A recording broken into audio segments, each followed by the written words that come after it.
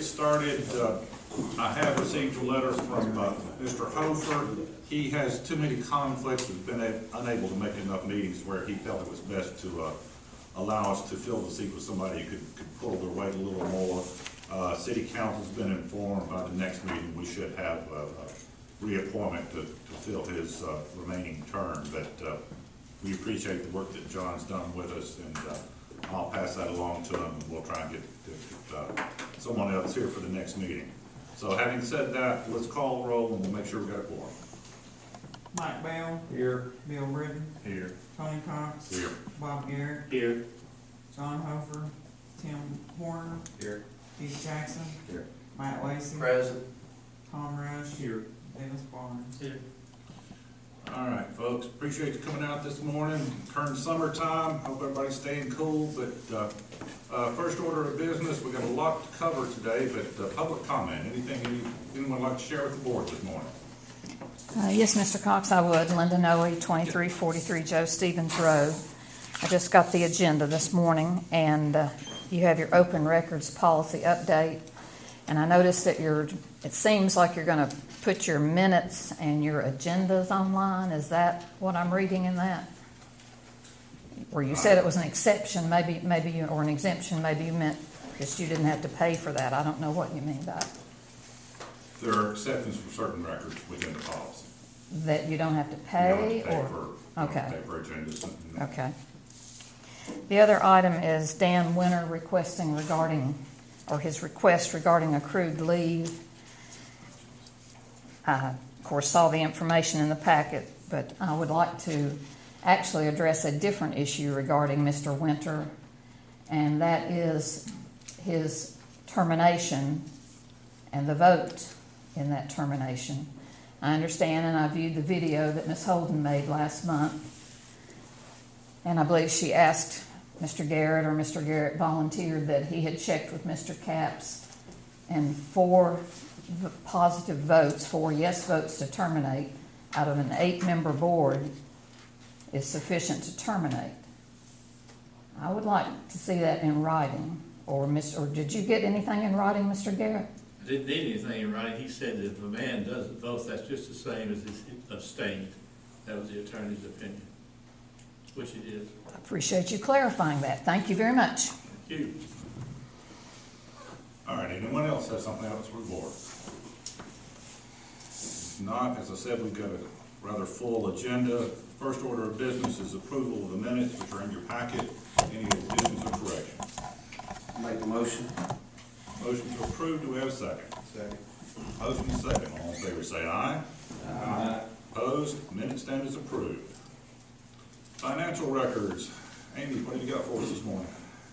Okay, you should have received the financial packet. Just a couple of things to point out. Again, we're still amortizing the insurance that was paid earlier in the year. You'll notice the prepaid expense just under $14,600. Of course, that will be expensed by the end of the fiscal year. In the tipping fees, there was an adjustment made of just over $4,400 for an accounts receivable balance that had previously been paid by the county, so that adjustment's been made. Other than that, the financials are pretty straightforward. In the capital expenditures, there is an expense for the partial expense on the D6 Dozer final drive of the $7,000. If there's any questions, I'm happy to answer them. Anything for Amy? Where do we stand with the auditors and preliminary field work? Have they scheduled anything? No, normally that doesn't happen until November. Okay, until we're fully closed. Sure. Okay. Yes. All right. Do you want to talk about the retirement? Sure. Each year, Tennessee Consolidated Retirement System does a study and issues to governmental entities the proposed contribution rate for the retirement system.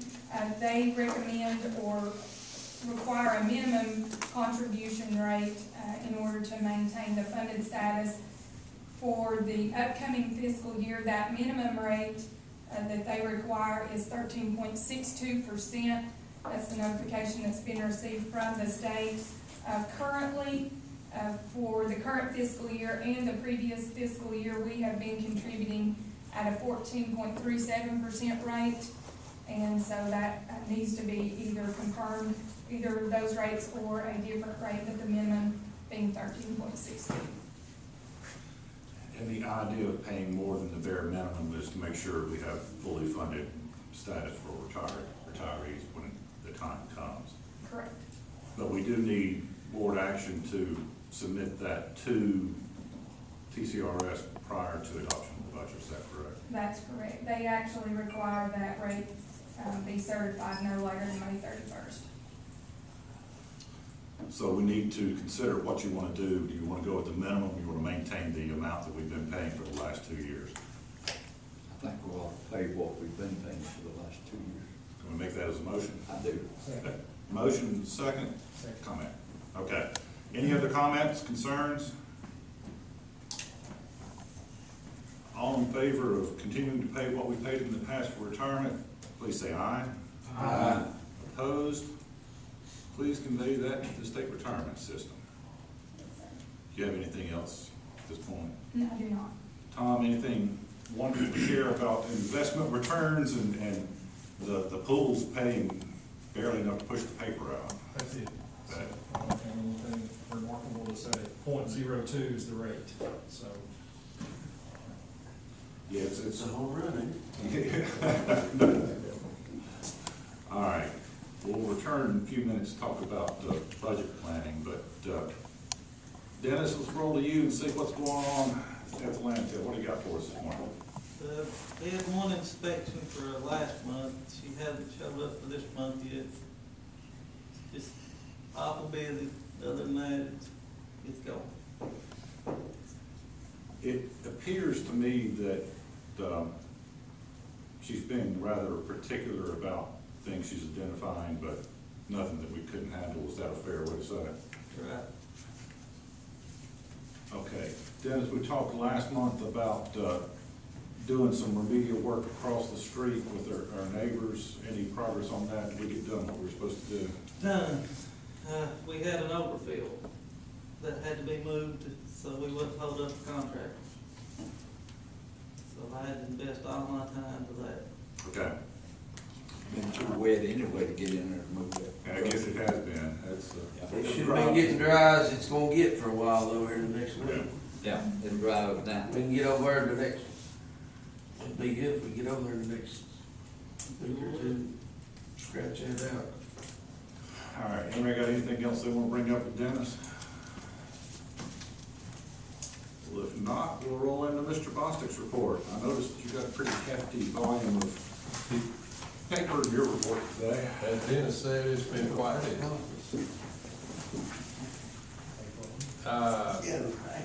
We've done the monthly gas monitoring as TDEC is required, and as part of that, we're also doing that, we've got one more week to do the monitoring on the new probes that were put in as part of that report that was submitted to the state. We're not seeing anything that is puts you in non-compliance. One thing, it may be out there here, but anyway, the assessment of corrective measures plan, we sampled the wells that were directly adjacent to the landfill as they required. We do have to schedule a public meeting, which the state is still wanting to do those virtually, to outline those initial findings and then the next steps that we'll be taking. Again, we did the additional groundwater and gas extent investigation plan put together. That was submitted to TDEC I wanna say maybe the 1st of April, and we got comments back on it, last week. So they finally got around to reviewing it. There's quite a few things on there that just typical comments. The one additional thing, and Tony and I both talked to, Ravindra, I can't pronounce Ravindra's good. But anyway, I talked to him probably for an hour and a half last Friday, or the Friday before last, and there's 2 gas probes that are installed out there that are really close to the landfill, the actual garbage. And those are the 2 that we've been getting the hits on the methane on. So after a lot of discussion and passing on to him some information that we had given to others in his office, there's not enough concentration of gas that we can collect in that collection system that's there to burn. We would basically have to put a propane tank in and just use that to burn the gas. So after a lot of discussion, he agreed to allow us to put 5 more vents in along that Summit Road boundary. 2 of those right beside those probes that we've been getting the hits on the methane, and then we put 3 down into the gravel on that French drain we put in. Dennis put those in, got them done really quickly, and we've definitely seen some methane release from them. So he also wanted us to do a minor mod, which is just a map showing where we put them, fill out a form, and then just do a real, a paragraph or 2 on what we did. But he told us, go ahead and put those gas vents in and then follow up with that minor mod. So we'll get that to him. We've got the map done, we just need to do the narrative on that. One big item that you guys we talked about some, I think last month, is the ammonia surcharge you're getting hit with from MUS on the leachate. That's been an ongoing issue, and it will continue as the garbage continues to decompose. I had contacted one vendor about some equipment to remove that ammonia before it gets into the wastewater system. I never could get anything back from him, so I got a quote from another vendor for it's a package air. What it is basically a tray aerator. You pump it up to the top and it goes through trays. You introduce air in there and it scrubs the ammonia out of the leachate. I attached a copy of his quote and you can see kind of what the equipment looks like. But his quote was $174,000, and then there's probably another $50,000, $75,000 worth of additional equipment that he's not providing. And I don't know that Dennis has got time to put this in. I think he could install it, but I don't know. He's pretty much covered up out there right now with this closure. But I just wanted to get that to you. I don't know, what is that, Tony, been about $1,800 to $2,000 a month that you're getting? So that's $25,000 a year roughly. So if it was $220, so let's just say $300,000, it'd take about about 3-4 years to pay that back. But that's something you're going to be paying to MUS from now on. And that permit, I've had a couple of discussions with, and I've talked about that on down with. How many, hold on a minute, you said how much a month? It's right under 2,000. Yeah.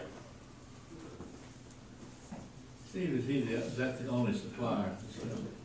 Well, that's the only one I could, everybody I've talked to, it's like pulling teeth to get quotes. I wouldn't just go ahead and jump on this, I'd probably go ahead and bid that. Public bid. Just put out, That would take 10 years. right, 10, Yeah, not 2 to I'm 3 years. Yeah, my math's going crazy over here. sorry. A Anyway, little more than 10 years. you'll be paying that surcharge. You could probably say that Yeah. prior to no out. I just wonder. What's the life expectancy? Expectancy of this You'll be equipment paying taking it it. after. No, The equipment, Oh, How the long- equipment, probably 20 years, you will have to replace some trays in there after maybe 8 or 10. But the equipment won't be attacked, and it's really a simple system. You're just introducing air, you're pumping the leachate up, and it's just falling through trays, and it just, basically a really heavy aeration system. I think we need to bid that out, see what we come up with on that. I wouldn't take this No. one quote. If you bid it, then I know 3 or 4 or 5 suppliers that we can send this to. It's just, even the one I got it from, he had to push and push and push to get the manufacturer to give him a quote. It took him 3 weeks to get it. Steve, you're not the president of this company here, are you? Do what? Let's see, this company, as far as I know, I've never lived in Japan, but Well, that's irrelevant. well, it is now. Well, now, Steve, with so many things trying to buy in this environment, some little component drives delivery time or cost high because of the weird things that are going on. Is there any value in waiting it out and see if prices come back down, or? There's actually not any components in this. This It's is just a all physical system with an air blower, and, you've got to pump your leachate any way you pump it in the top, and it's just, it's basically a physical thing. It's not a chemical treatment, or there's no, what is it that the car companies can't get? It's sort of a little circuit board, no chips, nothing like that. Steve, as I understand, you're losing money by not having You're paying $1,800, $2,000. stuff as quick as you can. Yeah, well, if we put it out to bid, our expenses, Steve's preparation of the documents, we can always reject all bids if necessary. Yeah. The question too, I mean, if this is an ongoing issue, is there any capacity issues going forward, or is the capacity, is the volume gonna be about the same over the next several years, or will it The increase? volume should decrease as we close these sales, and especially once we close this side and move over into the new side, you won't have this problem over there for, another 10 years or something. And by that And where time, it's at now, it should decrease, so our costs should decrease as well. I mean, you're, theoretically, it should. well, at some point, and nobody can really, Right. there's really no calculations you can do to say when this ammonia level will drop. Steve, I got another question to ask you. If we do bid it, and I'm not against that, does that fall under the state law that you take the best bid and not necessarily the low bid based on performance? I don't see why, I don't know what your rules are, but you can take the I used to, best. with chemicals, I used to do that at the water plant. I used to have them try the chemicals so we could see how they operate. And the low price didn't always get the bid because it wasn't the best price. And we do that with pumps and stuff like that. You can do all the that with time. that. Yeah. There's no, you can As reject long as any you're and not all. the president of another company. Yeah. I don't have time to even be president of anything. I believe that. So you want me to go ahead and put you a little bid package together for that? Anybody got a heartburn with asking Steve to get us some I mean, we can see prices? what, I'd speed it up too, if you're losing money. Let's roll with it. Also, MUS notified, sent you a letter of violation on settable solids. And that occurred, they were sampling the day Dennis was doing some maintenance work on the leachate system, stirred up some stuff in it, and we sent MUS a letter notifying them of that, and they have not, they hadn't gotten back with us, so I assume that was acceptable. I'll be meeting with them next week to discuss a lot of issues in your permit. That's item 5, it's your industrial user or your pre-treatment permit. That's something EPA requires them to do, and they look at all the industry in the whole area that's, you're now, but your flow's now going to that Lowland plant down at exit 12, and they have to balance everybody's discharges against what that plant can handle. And one of the big issues, and it's an issue at any wastewater plant now, is ammonia. TDEC has really cracked down on the ammonia limits that can leave those plants. We submitted the annual engineering report required by TDEC, basically a survey and filling out a few forms. Item 7 is what we talked about with the methane gas. Dennis and Conrad tested that other system again. We couldn't get enough methane out there to burn. So,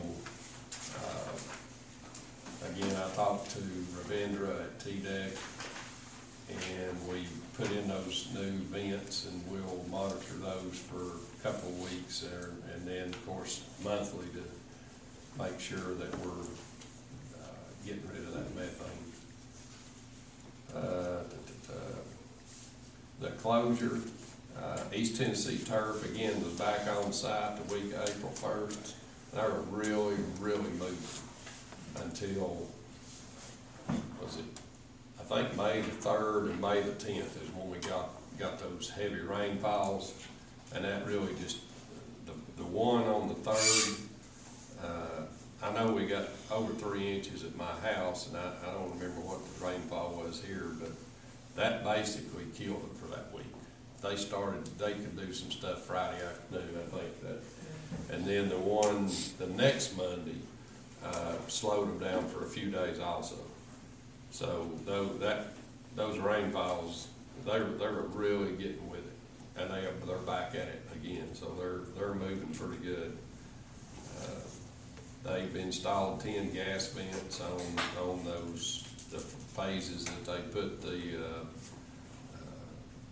2 feet of compacted clay in, and their geomembrane and the plastic stuff guys are due in, I think, within a couple of weeks to put the membrane down on those first 2 phases that they've got done. Dennis has had to move some trash for them out on the end, and he's worked his rear end off to make sure we don't hold them up.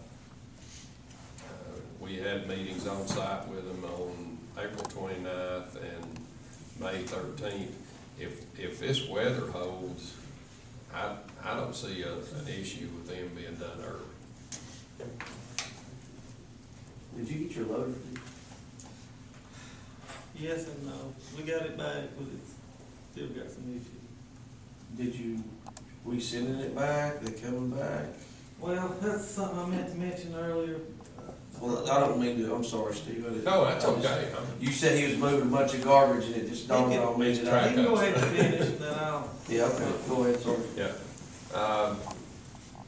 Again, they really put a lot of equipment and personnel on the site, which is basically, what we expected when they first started. But I think if this weather holds, I think they'll beat that July date. They're moving pretty good.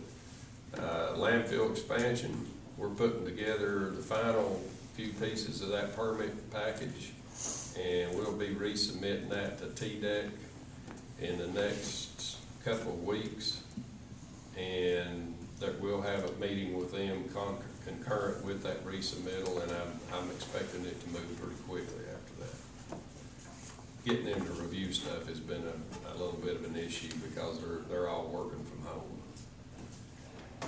We finished the semi-annual well monitoring two samples that where we had, TDEX required us to do a couple private wells over there.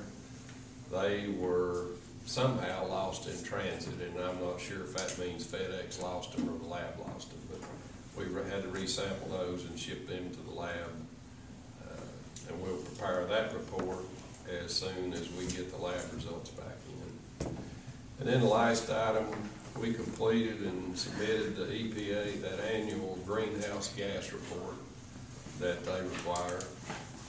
After finally getting them to give us permission to actually fill it out, because everything was under Dan's, it was under Dan's name. I had his password, but those passwords expire every 90 days.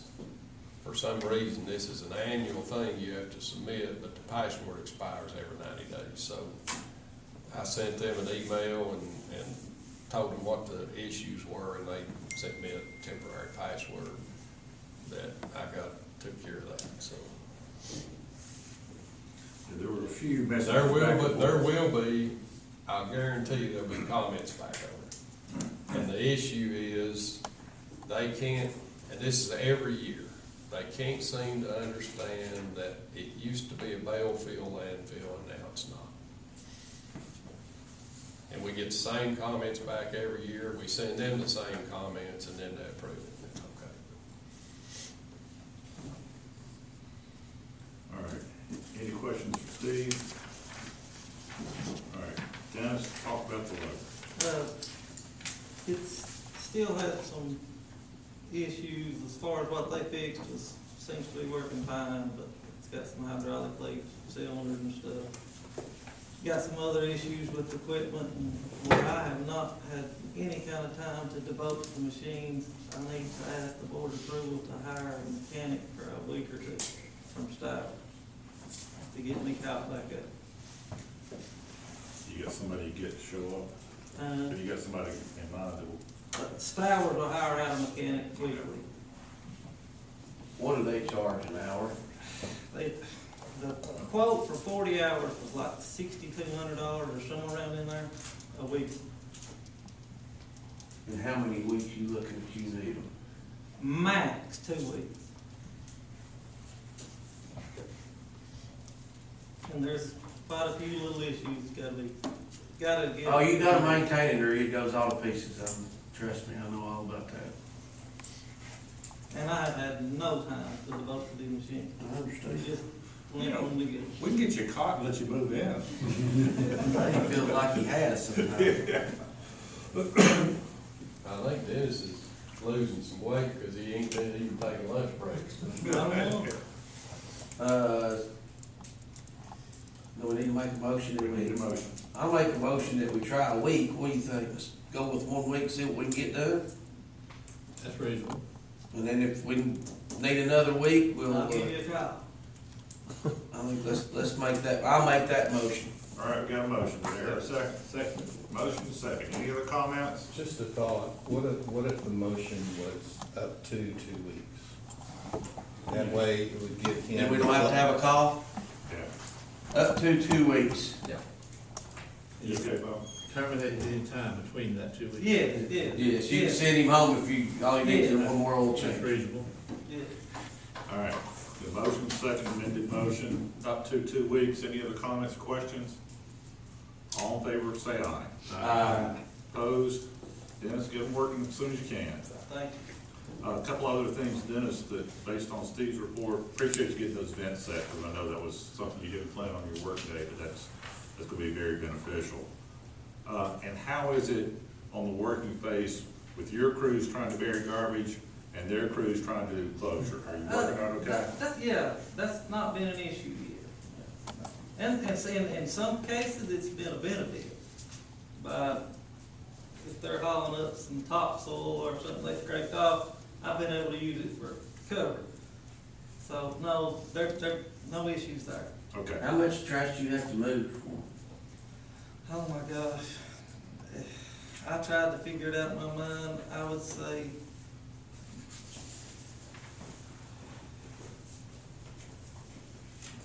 I'd say 400 tons. That's quite a bit. How we get that And you shut? try How we to, get that you shut? try to, that's another story, and I'll be glad to tell it to you. It's overfilled. I realize that. Yeah. It's, but I wondered how we got. Old overfilled. Oh, old. Anyway. All right, We call that historical, I guess, right? Isn't it? Well, yeah, and, yeah, it was a mistake. all right. Well, Dennis, we appreciate you staying on top of things. Get the mechanic, we'll see if you can keep rolling here. All right, next order of business. Bill, you've been working on the burn permit for a while. You have a letter here before us. What do you know? Yeah, in April, I had conversations with, department, TDEC's Department of Solid Waste Management, and also Air Pollution Control about our permits. And now we have two permits. One's the class one. The other is the permit that's referred to in this, memo. And it's the permit that the baler system was under and the burn pit area is under. And since we don't have the, we also have a permit under the air pollution control, a burn permit under air pollution control. So basically what solid waste was saying is we don't need the permit that the baler was under and the burn pit was under. We don't need that permit anymore. There's no reason for us to pay for it and to provide the financial assurance for it that we can operate our burn operation under the air pollution control permit. And I've talked to folks on both sides. The only thing we gotta be sure, and Dennis and I talked about this as well, is when with the expansion, when there's, if I understand it correctly, under the expansion, it will take the burn permit area. Then if we move it, then we've got to get a construction permit for a new burn pit, and then that'll convert into an operational permit. So we have to go through air pollution control. So my recommendation is that we close this permit 235, because we don't need it. All right, there was some concern from board members that if we give it up, we'll never get it back. Right, we'll operate under the air pollution control permit that we already have. It doesn't expire till 28. And when that's gone, Then we're gonna do it. And that's the permit you don't want with it. You want to continue to run the burn.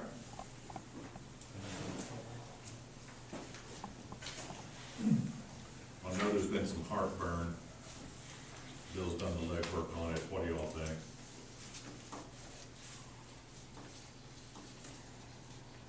You recommend we close it, right? Bill, what's the, how do we, if we elect to close it, what do you do? I send solid waste management an email. Okay. It's just correspondence at this point, so let it close. so we close it and we think about building another one. What's the chances of getting a permit to build another one? I mean, it's just open door, or we might or we might not get it, No, with the proper plans, we'll get it. without a doubt. They would much rather that material not be in the land. I would think so. I mean, I can't imagine why they wouldn't. But now they frown heavily over issuing burn permits. You won't get a new one. See, that keep going to God. He's just wanting to close. The open air burn permit is what you're talking Yeah. about. You don't want to lose that one he's talking about. Right, that's the one we'll operate the burn under. I would But say you're if wanting you to want- close the baler permit and the, It's one permit, both of them are under. oh, okay. How much burn every day do you? What is it? I don't know right off the top of my head, but there's quite a few tons. I can get you that number, I don't have it Do we burn every day? every day. And right now, correct me if I'm wrong, I mean, our burn pit needs major work. we make it work. Right now, we're burning under, well, we was burning under federal permits, calling them every day and getting them. And I've gotta do a burn test within the month by using our burner, but that's, And the burner location, It's in the, it'll be in the footprint. so it can't stay where it is and. Right, there's no need in working on the one we got. right, that's why I'm not, that's why Right, I'm not. that's a no-brainer. Where will it be moved to possibly with the expansion? Now, that's gonna have to be thought out very carefully, and it really will. I've got some places in mind. But you've got a couple of different expansion options, and we don't need to Right. put it in any of those as well. Exactly right. So it's gonna have to be in a strategically placed Very, location. yeah. It'd have to Put be it right well in front of thought out. something. What? Put it right in front of something, I don't think you would. You got everyone work across the road? This smokes me out. When there's an east wind blowing, you can't stand it. Lucky for you, it don't blow that much off, that way off.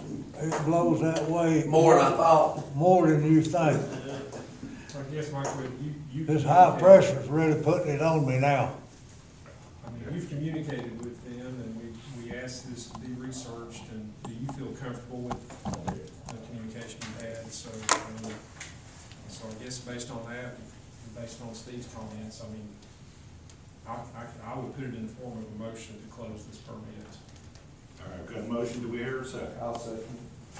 All right, we kicked it around, we know we got several moving parts, but any other questions or comments?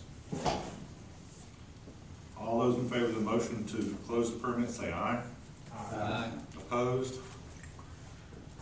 Bill, thanks, and communicate our desires. Open record policy, as the state evolves and changes over time, it's necessary to review and update your policy. It's in your packet.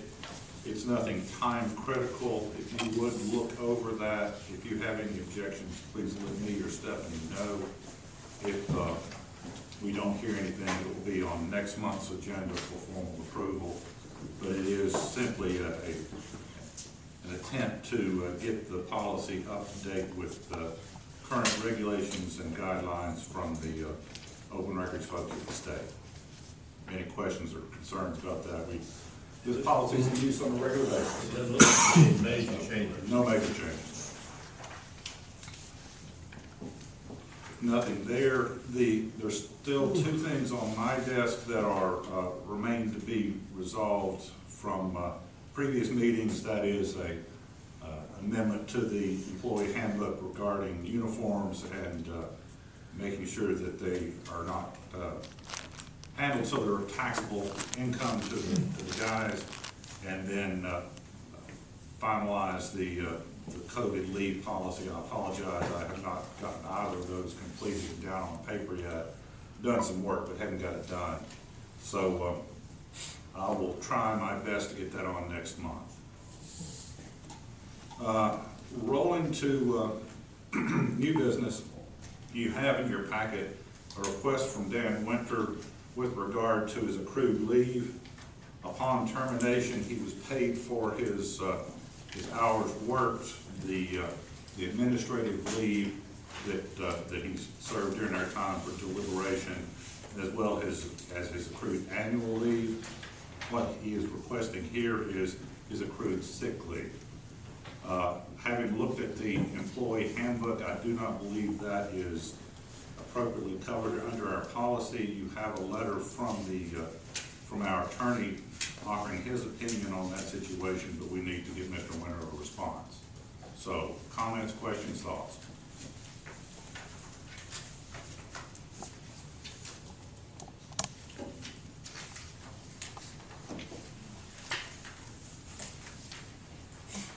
Well, I think that we're in a position where we've gone long enough, we need to give Dan an answer. So I'd ask somebody to make a motion either to grant his request or to deny his request.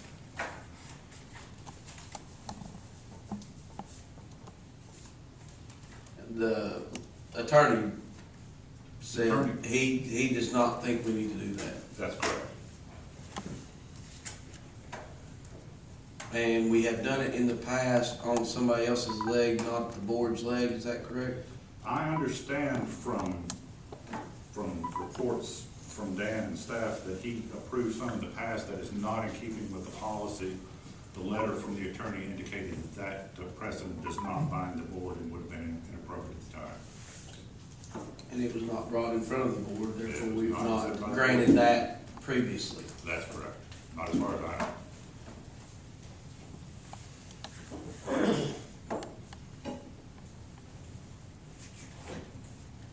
And the amount being, It's roughly $16,000 if I remember correctly.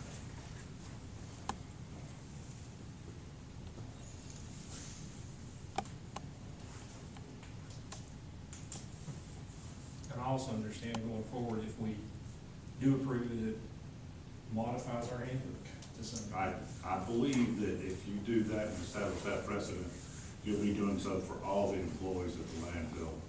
And those sick leave balances can accrue pretty good balance. Typically what happens, and I know this is what happens with the city, is that you build up a sick leave bank and that gets applied to your length of service for your retirement calculation. That's the reason that on the city side that we allow those balances to grow to the amount, and those with long terms of service typically extend their years of service significantly with the sick leave balance. The city does not pay it, their handbook does not provide for it to be paid for under the solid waste board, and as you indicated, the attorney did not recommend it. do we do that out there as well? Do we add it to the end? We do.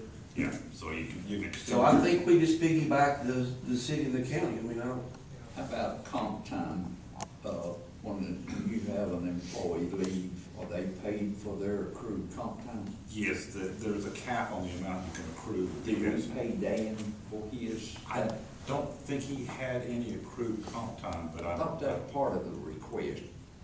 I don't know. Do y'all know if he had anything on the books for comp time? Did not, or you don't know?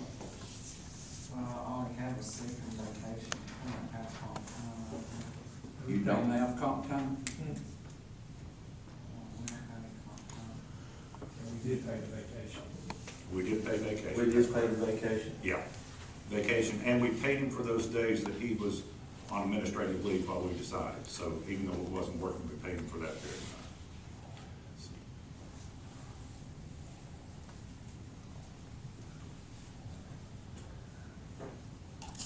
And I guess if we've asked for advice from our attorney and we have an opinion, and based on our policy and based on the advice we have, I guess my motion would be to deny the request.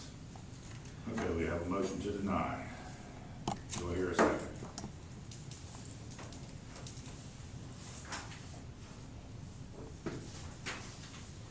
I'm gonna get a second, we're gonna let it die.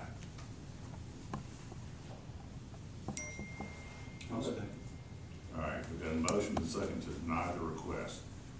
Other comments? In light of the somewhat lack of decisive motion, I think we probably ought to call the roll. Would you call the roll, please? Mike Bell, Is there a motion to deny? Yes. Bob Garrett, Abstain. John Hofer, Tim Horner, Yes. Keith Jackson, Abstain. Matt Lacy, Abstain. Tom Rush. Yes. All right, 3 abstentions, 3 ayes, motion passes. I'll communicate the decision of the board to Mr. Winter, and we'll roll forward. All right, in your package, not in your package, in front of you is a request for proposals for folks that might consider operating a landfill. We discussed this last month. The RFP as structured is pretty wide open in terms of operation. We're asking those that are interested in making proposals to tell us how they would do it and what it would cost without a whole lot of parameters in terms of their operation. The board would remain in place and continue to establish policy and set tipping fees, so forth. but we are asking those making proposals to fill in the blanks in terms of how they could do so, and then we will be able to evaluate the benefit or lack thereof to our customers and to the community we serve. You'll note on page 12, there is a 300-point maximum score that can be assigned based on various components such as experience, qualifications, financial ability, and so on. The intent here is to explore our options and find out what we might be able to do with regard to the future operations of the facility. Assuming that you are comfortable with moving forward as drafted, we would release this RFP to those that are interested in proposing. We would advertise it to solicit qualified people to make proposals. The process for review would be that there would be a mandatory meeting for anyone making proposals at June 18th. That's your next regular board meeting. It will be scheduled for 10 o'clock following that board meeting, where all the proposers would have to attend if they intend to make a proposal. At that point in time, any questions and concerns can be shared with the group as well as with the proposers to make sure that everyone's on the same page. We have scheduled to, following that question and answer session prior to the proposal, we've arranged for Mr. Bostic to give a tour of the facility so that proposers will be familiar with exactly what we're working with. After that, proposals will be due back to the board June 29th at 10 a.m. Everyone on the board is going to get a copy of all the proposals. You'll have everything to look at. But in order to help us evaluate the proposals, I intend to establish a review committee, and they will give us a ranking of the 300 points and look at what their assessment of the proposals are, so you'll have some basis for doing that. Then at our regular meeting on July 16th, the review committee will make that presentation to the board and make their recommendations based on their proposals and qualifications, or rank of 1, 2, 3, all the way through in terms of the firms that make it worthwhile to continue conversations. At that point in time in July, the board may accept that committee's recommendation and try and enter into negotiations with the recommended proposing firm. You can reject the committee's recommendations and select another firm that made a proposal, or you can move to reject all proposals and go and open the floor for candidates to operate in the way we have in the past. During the process of negotiations, the board still has the option to terminate negotiations with the proposer and move to the next one on the list, or simply say we're not going to be able to work this out, reject them all, and move to hiring a director. So going down this road, all the options remain on the table. You go through due diligence, you find out what the process might be for changing the way we do business, but it doesn't tie our hands in any way. It does mean that through the course of the summer, we've got a lot of work to get done. But I think it does let you look at all the potential options out there for managing the landfill. I do want to make it clear that going down this road does not in any way indicate that we're unsatisfied or unwilling to move forward with hiring our own director and making continue to operate what we have in the past. And there's certainly no reflection on the staff we have out there doing the work today. We simply want to know, for the long-term benefit of how we manage the operation, in particular how we deal with some tricky issues with regard to recycling and bulk and class 3 type material. I think we have an opportunity to make some potential changes, and that's what the intent is for the RFP. I know that's a lot to swallow. It's a great deal to deal with. There's nothing's chipped in stone at this point in time, but if we want to move forward, we need to get this on the street. So I'll shut up and get your feedback and comments on what we've got here. Got some comments to make on it. Yes. I've had a little experience with this privatization, and unfortunately, and it is the only way to go at this point, but I would strongly recommend that Mr. Bostic be included on this, because he has a background and he has engineering experience. If we have accountants and bookkeepers to make the decision, we'll wind up like we did at the wastewater plant, wasting $20 million. So Steve should be able to help tremendous amount. I haven't twisted his arm, but I was gonna call on his You bet. assistant. You won't be successful without him, because he knows.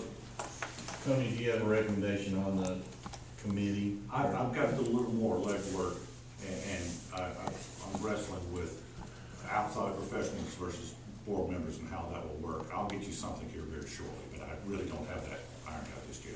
Unless you're volunteering, is that the intent of your comment? No, I would not be of any help. They have to be capable of reading and writing too.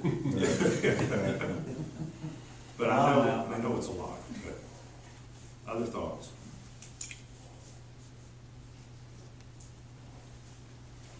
Are you comfortable with releasing the RFP, seeing what we get, and continuing to evaluate? And I will move very quickly to get a committee together. I think amendment was 3. I think Mr. Bostic will be one of the 3 without a doubt, assuming that we can get him to do that and this form. So. You have to get your gun out. Yeah, you know, there's a price to play later. He'll slap inside. Oh, I'm sure he'll get his gun out. When is your July meeting? That, Is it July 18th? 18th. okay.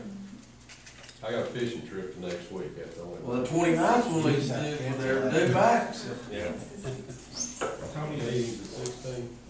number 14, it says direct contact with system other than the director on the subject of the RFPs expressly forbidden. Do we need to address that since we're currently without a director? Yes, I think at this point, we can have Dennis take questions forward to me. I am the contact person for questions. The intent is to make sure that all proposers get the same responses. My intent would be that the Q&A session at our next meeting would have all questions and responses provided to all providers. Do you foresee much interest in this from the outside? It's a fairly limited group, but I think there will be some interest. Steve, in East Tennessee had privatization, you know, Yeah, there's a few. who are they? I know, like Loudon is, Greenville tried it. Green, Johnson City. They tried Johnson it. City is, so there's, And I've never had success with it. You wouldn't know, would you? Greenville went back. I can find out, I know. That's why you Everybody need in to be on the Johnson committee. City. That's why. Tommy, one thing, do you have a cutoff for questions in there? The cutoff is the day, the meeting, Okay. the mandatory meeting. Because if you don't, They'll go right down to the wire. yeah, you'll get your group. What is the mandatory meeting date? The next board meeting, the 18th. Okay. 18th. You say June is 18th, July is the 16th. Yeah, June 18, July 16.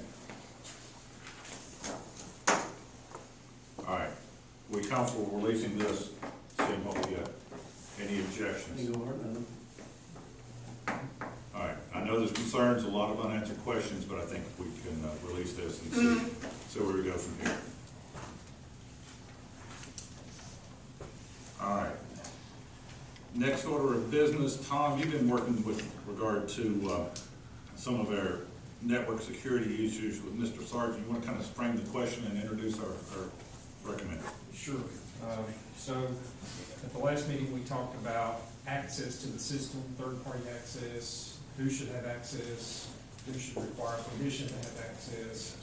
And we also discussed the possibility of needing logs for who is logging in and out of the system. So I've contacted Joe Sargent, he's with us today, and he agreed to come and just speak to us personally. But in talking about these issues, he's actually developed 4 different policies that we're working on that we want to bring back to the board for consideration. One of those is a non-disclosure agreement. Another is partner expectations policy, and I'll let him kind of go over these.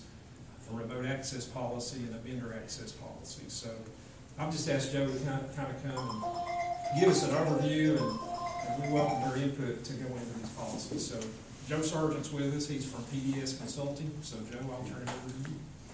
Yeah, well, first of all, thank you all for having me here today. Also, thank you for doing business with PDS. We appreciate your confidence in us. So, you know, our concerns, my biggest concern in my career has always been around security. And, you know, when I worked in a previous job, one of my things was to, I used to have a boss, which was Keith's wife, and told me not to use the word control. So we have opportunities to manage our vendors. And that was a big thing for us because your vendors are trying to do the best thing they can do to help you, but at the same time, they can introduce opportunities into your environment that may not be positive. So I'm talking to Tom, and we've been doing taking care of your IT stuff out there now for several months. We talked about, you know, what we could do. PDS offers a product for UIs that is gives the ability for us to remote manage your systems, gives us the ability to manage the antivirus, malware protection, and other aspects of your systems. And we're also able to, through that remote management system, provide the ability for others, your own employees, to access those systems remotely. We can do that in a secure, encrypted way that includes the ability to log those folks. Right now, you have multiple vendors at that location who are using multiple methods for access. One of those methods does not give ability for auditing, does not give the ability to see when anybody's going to have access. There is no control of that system other than that particular vendor. If we moved everything, if you all moved everything to a central method, then that gives accountability to one person vendor to report to you all how that system is being used, and also give you the accountability that you can review upon request. We can provide those logs and show you. It also gives you the ability to give your employees the opportunity to work remotely in a secure way. So if they're home and they're sick, they can log into their office computer and work as if they were sitting in their office. And we did that quite a bit during the pandemic and work from home situations. We were able to dynamically work with that very quickly for our customers. So in looking at that, we've got to talking about policies. And you know, you guys don't have much policy that I can see or that's been presented to me, and you're not out there alone. Most folks don't. But these policies are important because when you get into a situation, it gives you some teeth to make sure that you're able to hold people accountable. The policies that we were looking at as I was talking to Tom, I kind of took things, I guess, a little further than Tom originally asked, because as I dug into it, I got to looking at, well, what is it do I think you really need to give you those controls that you want to be looking for? And so I was asked to look at remote access policy. Well, if you're going to write a remote access policy, you really need a remote access policy that's general to your entity. So it covers everybody, whether it's an employee, somebody external to your company. In this case, you have board members, maybe a board member needs that access. So you have an access policy that covers everybody. And then you have a vendor access and control policy, and we can change that to management if we need to. But that policy would be more in line to managing your particular vendors. And it tells your vendors what to do, how to do it, and what your expectations are of your vendors. Now, the remote access policy in it would dictate what you use for remote access. The vendor access and control policy does not do that, because you have a policy that does that. It just tells your vendor how they're going to operate within your environment and what they're going to take care of. The other one is a non-disclosure and confidentiality of an information agreement. That's something that just kind of gives you some opportunity to put your vendors on notice that what they do for you is important, and that you have expectations in what they do and how they operate. And they will be held accountable if they go out and do things wrong, or they disclose information they shouldn't disclose, and those types of things. You know, you have a board, you have confidentiality, you don't need some vendor out there talking about things that are happening within your entity that you guys, or you folks are not privileged to, and so that's how you can hold your vendors accountable. And then a partner expectation for systems and data security. This is not necessarily a policy, it's a level of expectations. You could give this to all of your vendors and say, here's how we want to operate, and here's our expectations of you. Now, as we go through that document and we itemize the particular areas, that company may not have policies that match one-to-one, but throughout their policies, they may have all of that covered. So you're not looking for a one-to-one situation. You're not, the state often wanted me to go out and tell AT&T how to operate. Well, I could not do that. And I would have to deal with, the comptroller's office on trying to get them to understand that I cannot tell AT&T what to do. So this was some of the things that we did to satisfy the auditors when they arrived every couple of years. And we gave out these expectations. So again, these are recommendations that I think Tom will bring forward. We're still working to finalize these, but it's just some opportunity to create some management around some of these areas. You know, we saw what happened with the pipeline situation here recently. I have worked ransomware incidents in this area with customers. Everybody really doesn't understand what that does to you as a company until it actually happens. So PDS is always going to take the opportunity to be proactive with you and work with you to make sure that if you do get caught up in a ransomware, you can get your business back.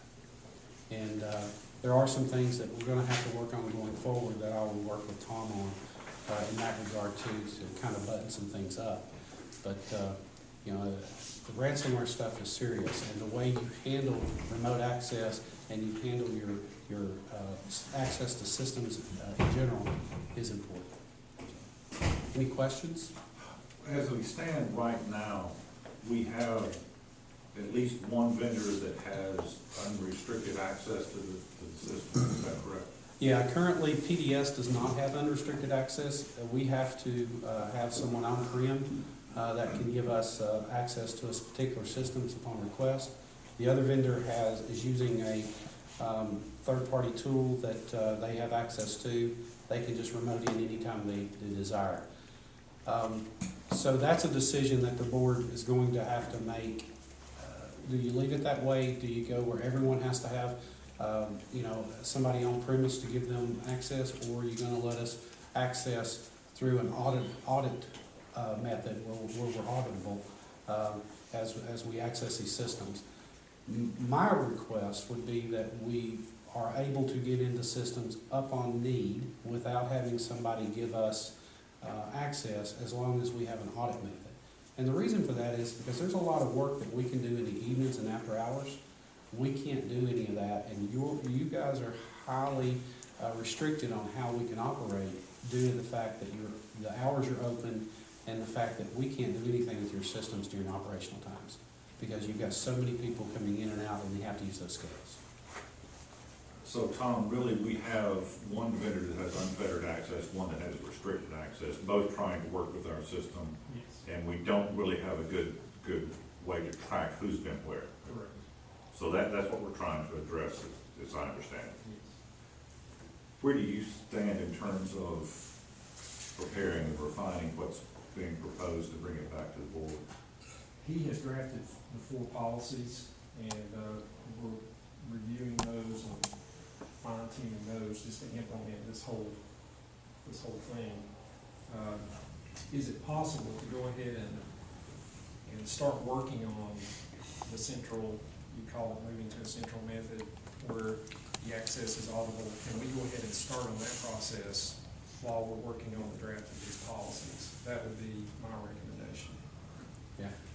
If that's a question to me, the Yes. answer is yes. Actually, the system is already in place. It's not going to cost you any extra. It's part of what you're already paying for. It's just a matter of us entering in the usernames and creating the accounts for the individuals that are going to need that access. But we are already doing that as a company. I can give you a report right now that shows you how my folks have been accessing your systems. basically, we need to move the other vendor into your system. Correct. And not allow that access to be. That would be correct. And we would need to remove, in this policies, that you all will review and approve, I have written that you will not allow any other third-party access software. There's lots of that out there, and, an employee can install something like that on the system, and then they have unfettered access without any controls. So, those are things you're gonna look for in these policies. Is that what you want to keep, or do you want to do something different? But to manage it appropriately, it really needs to be a tight policy. So I think the big question is, do we let folks have access whenever they want it? That's not monitored, and we don't want that. Or we can tighten it all the way down to where everybody, like you're having to do now, is to call in and get permission to have access to the system. Or we can go to this audited system where you can have access when you need access, and that would include your other vendor as well, but it is a tracked and logged and auditable system, and that's what I would recommend, because I think these folks need to be able to access the system after hours and certain events occur, but we need to be able to track it, and everybody needs to be going through one portal to get there. So I guess my recommendation would be to go ahead and proceed with implementing that, and then we bring these policies back to the board next month for review. We've been asking Tom to kind of take point on this one as a fairly detailed project. Is anyone uncomfortable with allowing him to move forward with that recommendation? And then next month, we think we can have the policies to formalize what we're doing, but He has drafted those already, we just didn't, we wanted to come in and get some input before we bring in the final. Can I ask one question, Tony? Joe, in the drafts, who reviews the audit reports? Those are available upon request. You can choose to, as a board, we'll put in whatever you want. If you want us to review them on a routine basis, we can. But I really didn't know how you all would want to go about reviewing those. So in the policy, I've written it up on request. If you want to review them on request. So let's say, let's do a what if. Yeah. All right, if the board designated one of us or to monthly, just look at the audit reports and see who's been accessing the system, and will this give them the capability to go in and see that report and not have to get permission from anybody to see it? So, with no advance notice, Right. we're looking to see who's logging into the system. Unfortunately, there is no way with our system to allow the customer to go in and pull that report. It's something we have to pull. However, there is possibly an opportunity for us to set up a scheduled report that would email out. That's something I'd have to look into with our vendor. But I have spoken to our vendor about letting a third party come into the system, and that's not possible the way the system is designed. So you're still gonna have to give a notice regardless. I just personally, from at the county level, where we're audited, I think every 2 years by the comptroller's office as far as our computer systems and our security and these kind of things. I think as we become more automated, especially in the financial area, this is critical. I just think this is something we've got to do. Is it a report, so could it be provided as part of our board packet, quarterly or monthly? Yeah, we could do whatever you desire. The monthly, sending out a monthly report through the automated method, if that's possible, would be a great option, I believe, because we can designate who it goes to, and then it can be reviewed as just part of business, and it doesn't create a special request.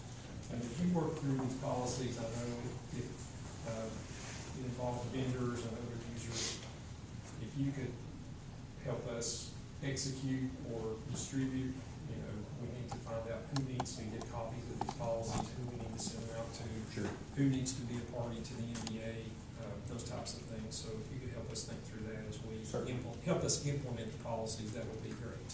Certainly. Okay, one more question. Amy, does Rutherford, Moss, do they have a data processing auditing lean or function or anything like that? I'm not certain. Okay, just curious. All right, well, we appreciate both of you working on this. We saw clearly in the gas pumps, the impact of not paying attention. So, I think tightening up our controls is a necessary evil. We need to look at that, so I appreciate both of your work. If you move forward with that and bring something back next month, I think that'd be very, very beneficial. So, thank you, Joe, thank you, Tom. Last item of business, we're in the season of the year where we prepare a budget for the coming year. We've asked Tom, Amy, and Dennis to get together and kind of begin preparing notes. Amy, bring us up to date on where we stand and kind of game plan. Okay, we are currently working on that. I've developed the worksheet that we normally use, using year-to-date financial information, projecting that through end of the year, comparing to the previous year and budget. We're waiting for some budget numbers from some outside parties, including engineering, insurance, things like that. I spoke with Tom about a schedule, hopefully for that, and I think he'll address that. I think Dennis and Amy and I are planning to meet on the 2nd of June, which is on a Wednesday, and work on assembling a draft. And then what we would like to do is have a work session of the board where we can go through the numbers and look at that as a board before we meet in June. So if we could set a date for that work session, the 2nd is on a Wednesday, the 9th would be the following Wednesday, the 11th, I guess, would be the Friday before the next board meeting.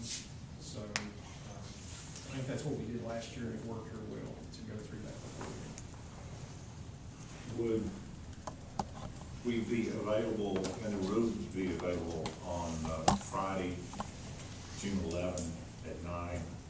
We'll just meet 1 week prior to a regular meeting, kick around the budget numbers and go from there. Is that acceptable? I don't envision this being a particularly difficult budget because all the other questions remain unanswered. We don't want to tackle a lot of new issues and equipment that may come later. So I'm hopeful that a lot of it's just routine getting things together. Is that acceptable? We have a budget workshop meeting in this room Friday, the June 11th at 9. All right. No objections, we'll schedule that, and Bill, can you make sure that we're not bumping into somebody else? All right, that's the published agenda. Any other items need to come before the board? Matt had a good question. Since we're not taking any action at the work Do we session, need does to- that need to be published? Yes, so it'll still have to be advertised, but it is a workshop. No decisions will be made, no votes will be taken. Make sure we do that.